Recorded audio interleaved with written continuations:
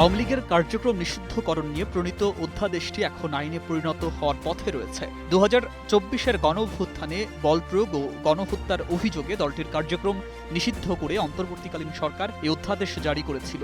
এতে বলা হয়েছিল, বিচার কার্যক্রম শেষ না হওয়া পর্যন্ত দলটির সব কার্যক্রম স্থগিত থাকবে। সেই নিষেধাজ্ঞা বহাল রেখেই এখন এটি আইন হিসাবে পাশ করার উদ্যোগ নেওয়া হয়েছে। ত্রয়োদশ জাতীয় সংসদে অন্তর্বর্তী সরকারের জারি করা 133টি অধ্যাদেশের মধ্যে এটিও অন্তর্ভুক্ত রয়েছে।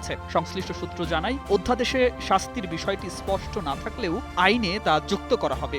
ফলে নিষেধাজ্ঞা অমান্য করলে কি ধরনের শাস্তি হবে তা নির্ধারিত হতে যাচ্ছে। নগদ নিয়ে এলো হার না মানা হার অফার। সর্বনিম্ন 10,000 টাকা রেমিটেন্স নগদে পাঠালে থাকছে স্বর্ণের হার জেতার সুযোগ।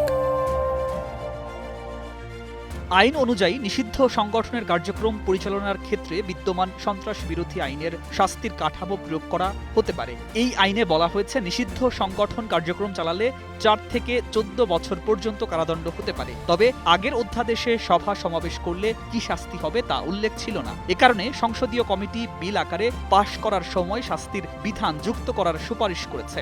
আইন মন্ত্রণালয়ও একই মত দিয়েছে এবং শাস্তির বিষয়টি যুক্ত করার প্রয়োজনীয়তার উপর গুরুত্ব আরোপ করছে। ফলে আইনের 16 ধারার বিধানগুলো নতুন আইনে অন্তর্ভুক্ত হওয়ার সম্ভাবনা রয়েছে। এতে নিষিদ্ধ সংগঠনের বিরুদ্ধে আরও স্পষ্ট আইনি ব্যবস্থা নিশ্চিত করা হবে।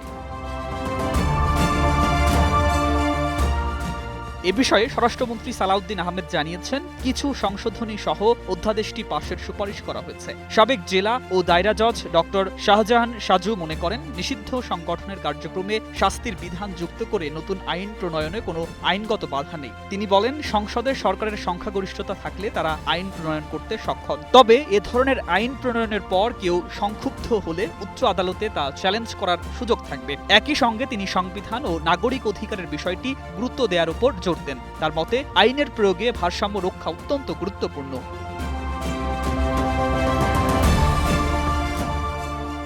অন্তর্বর্তী সরকারের জারি করা 133টি অধ্যাদেশ গত 13ই মার্চ ত্রয়োদশ সংসদের প্রথম দিনে উপস্থাপন করা হয়। এরপর 14 সদস্যের একটি বিশেষ কমিটি গঠন করে এসব অধ্যাদেশ যাচাই বাছাই করা হয়। কমিটি তাদের প্রতিবেদনে 98টি অধ্যাদেশ অপরিবর্তিত রেখে আইনে প্রণয়ন করার সুপারিশ করেছে। এছাড়া 15টি অধ্যাদেশ সংশোধন করে বিল আকারে উপস্থাপনের প্রস্তাব দেওয়া হয়েছে।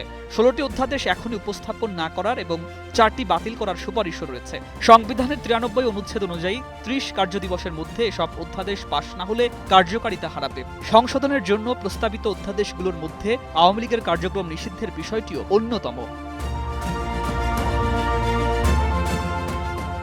2025 সালের 11ই মে জারি করা সন্ত্রাস বিরোধী অধ্যাদেশের মাধ্যমে 2009 সালের আইনের 18 ও 20 ধারা সংশোধন করে আওয়ামী লীগ এবং এর অঙ্গ সংগঠনের কার্যক্রম নিষিদ্ধ করা হয়। একই আইনে 2024 সালের অক্টোবরে আওয়ামী লীগকেও নিষিদ্ধ করা হয়েছিল। ওই সময় বিভিন্ন রাজনৈতিক দল আওয়ামী লীগ নিষিদ্ধের দাবিতে আন্দোলন করে এবং যমুনা ঘেরাও কর্মসূচি পালন করে। তবে দল হিসেবে নিষিদ্ধ না করে কার্যক্রম সীমিত রাখার সিদ্ধান্ত নেয় সরকার। এর ফলে দলটি সভা সমাবেশ, ব্যাংক হিসাব ব্যবহার, প্রচার কার্যক্রম ও সংবাদ সম্মেলন করতে পারছে না। বর্তমানে ঝটিকা মিছিল, অনলাইন বক্তব্য ছাড়া তাদের কার্যক্রম প্রায় স্থবির। সাম্প্রতিক সময়ে এ বিষয়ে প্রতিক্রিয়া জানিয়ে দলটির পক্ষ থেকে রাজনৈতিক দায় নিয়ে সতর্কবার্তাও দেওয়া হয়েছে।